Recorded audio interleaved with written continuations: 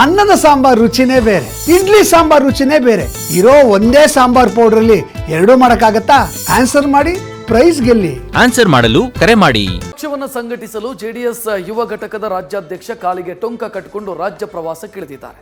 ಇವತ್ತು ಕೂಡ ತೆಂಗಿನ ನಾಡಲ್ಲಿ ಬಿರುಸಿನ ಸಂಚಾರ ಮಾಡಿ ಬೃಹತ್ ಸಮಾವೇಶ ಮಾಡಿದರು. ಆದರೆ ಪಕ್ಷವನ್ನು ಮತ್ತೆ ಟ್ರ್ಯಾಕ್ಗೆ ತರುವುದಕ್ಕೆ ನಿಖಿಲ್ ಪಣ ತೊಟ್ಟಿದ್ರೆ, ಇತ್ತ ಜೆಡಿಎಸ್ ಪಕ್ಷದ ಸಾರಥಿ ಪಟ್ಟ ಯುವರಾಜನ ಹೆಗಲೇ ಇರುವುದು ಬಹುತೇಕ ಫಿಕ್ಸ್ ಆಗಿದೆ.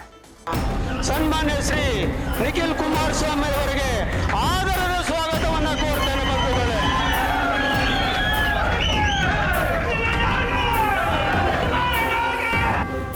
ಜೆಡಿಎಸ್ ರಾಜ್ಯದ ಪ್ರಾದೇಶಿಕ ಪಕ್ಷ.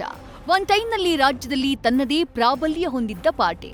ಆದರೆ ಈಗ ಬದಲಾದ ರಾಜಕೀಯ ಪರಿಸ್ಥಿತಿಯಲ್ಲಿ ಜನತಾದಳಕ್ಕೆ ಹಿನ್ನಡೆಯಾಗಿದ್ದು, ಮತ್ತೆ ಪುಟಿದೇಳೋಕೆ ಜೆಡಿಎಸ್ ಯುವ ಘಟಕದ ರಾಜ್ಯಾಧ್ಯಕ್ಷ ನಿಖಿಲ್ ಸಾರಥ್ಯ ವಹಿಸೋಕೆ ಸಿದ್ಧತೆ ಮಾಡಿಕೊಳ್ತಿದ್ದಾರೆ.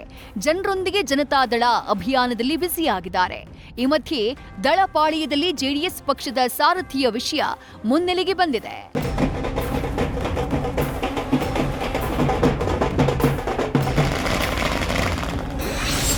ನಿಖಿಲ್ ಕುಮಾರಸ್ವಾಮಿಗೆ ಜೆಡಿಎಸ್ ಪಕ್ಷದ ಸಾರಥಿ ಪಟ್ಟ. 3 ತಿಂಗಳ ಬಳಿಕ ನಿಖಿಲ್ ಕುಮಾರಸ್ವಾಮಿಗೆ ಪಟ್ಟಾಭಿಷೇಕ.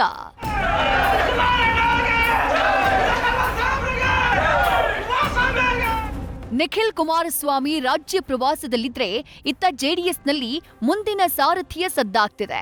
ಜೆಡಿಎಸ್ನಲ್ಲಿ ರಾಜ್ಯಾಧ್ಯಕ್ಷರಾಗಿ ನಿಖಿಲ್ ಕುಮಾರಸ್ವಾಮಿಯವರ ಆಯ್ಕೆ ಬಹುತೇಕ ಫಿಕ್ಸ್ ಅಂತ ಹೇಳಲಾಗ್ತಾ ಇದೆ.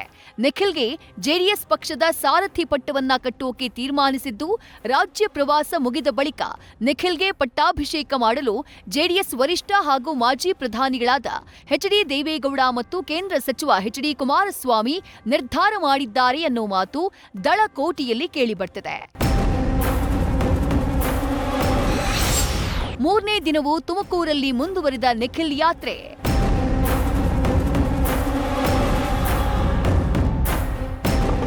ಅತ್ತ ನಿಖಿಲ್ಗೆ ಪಟ್ಟ ಕಟ್ಟು ಪ್ಲಾನ್ ಆಗ್ತಿದ್ರೆ, ಇತ್ತ ಜೆಡಿಎಸ್ ಯುವ ಘಟಕದ ರಾಜ್ಯಾಧ್ಯಕ್ಷ 3ನೇ ದಿನವೂ ತುಮಕೂರು ಜಿಲ್ಲೆಯಲ್ಲಿ ಯಾತ್ರೆ ಮುಂದುವರೆಸಿದ್ರು. ಗೃಹ ಸಚಿವರು ಪ್ರತಿನಿಧಿಸುವಂತಹ ಕೊರಟಗೆರೆ ಕ್ಷೇತ್ರದಲ್ಲಿ ಇವತ್ತು ಜೆಡಿಎಸ್ ಯುವರಾಜನ ಶಕ್ತಿ ಪ್ರದರ್ಶನವಾಗಿದೆ. ಬೈಕ್ ರ್ಯಾಲಿ ಮೂಲಕ ನಿಖಿಲ್ ಕುಮಾರಸ್ವಾಮಿ ಸಮಾವೇಶಕ್ಕೆ ಆಗಮಿಸಿದ್ರು. ಬೆಂಗಳೂರು ಬೈಪಾಸ್ ರಸ್ತೆಯಿಂದ ಸಾದರ ಸಮುದಾಯ ಭವನದವರೆಗೂ ಬೈಕ್ ರ್ಯಾಲಿ ನಡೆದಿದ್ದು, ಸಾವಿರಾರು ಸಂಖ್ಯೆಯಲ್ಲಿ ಕಾರ್ಯಕರ್ತರು ಭಾಗಿಯಾಗಿದ್ರು. ಜೆಡಿಎಸ್ ಜಿಲ್ಲಾಧ್ಯಕ್ಷ ಆಂಜನಪ್ಪ, ಮಾಜಿ ಶಾಸಕ ಸುಧಾಕರ್ ಲಾಲ್, ಮಾಜಿ ಎಂಎಲ್ಎ ತಿಪ್ಪೇಸ್ವಾಮಿ ಸೇರಿ ಅನೇಕ ಮುಖಂಡರು ನಿಖಿಲ್ ಕುಮಾರಸ್ವಾಮಿಗೆ ಸಾಥ್ ಕೊಟ್ರು.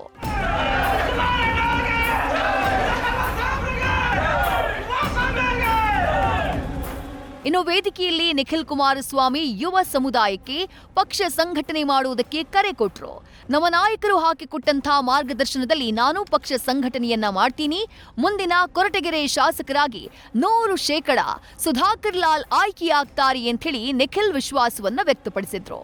ಕುಮಾರಸ್ವಾಮಿ ಒಬ್ಬ ಶಾಸಕ ಆಗಬೇಕಾಗಿತ್ತು ಅಥವಾ ಒಬ್ಬ ಸಂಸದನಾಗಬೇಕಾಗಿತ್ತು.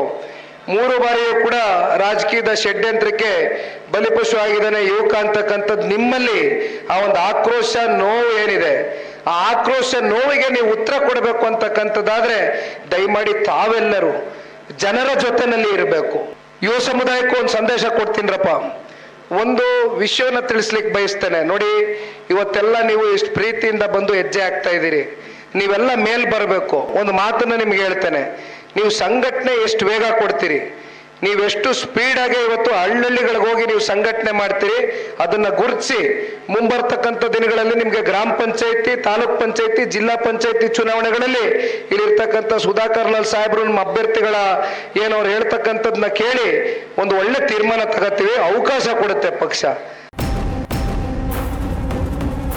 ಒಟ್ನಲ್ಲಿ ಒಂದ್ ಕಡೆ ನಿಖಿಲ್ ಕಾಲಿಗೆ ಟೊಂಕ ಕಟ್ಕೊಂಡು ರಾಜ್ಯ ಪರ್ಯಟನೆ ಮಾಡ್ತಾ ಇದ್ರೆ, ಇತ್ತ ಸಾರಥಿ ಪಟ್ಟ ಕಟ್ಟೋಕೆ ದಳಪತಿಗಳು ನಿರ್ಧರಿಸಿದ್ದಾರೆ. Madhu Ingaladal, news first, Tumakuru. News first ನಿರ್ಭೀತಿಯಿಂದ ನಿಮ್ಮ ಪರವಾಗಿ.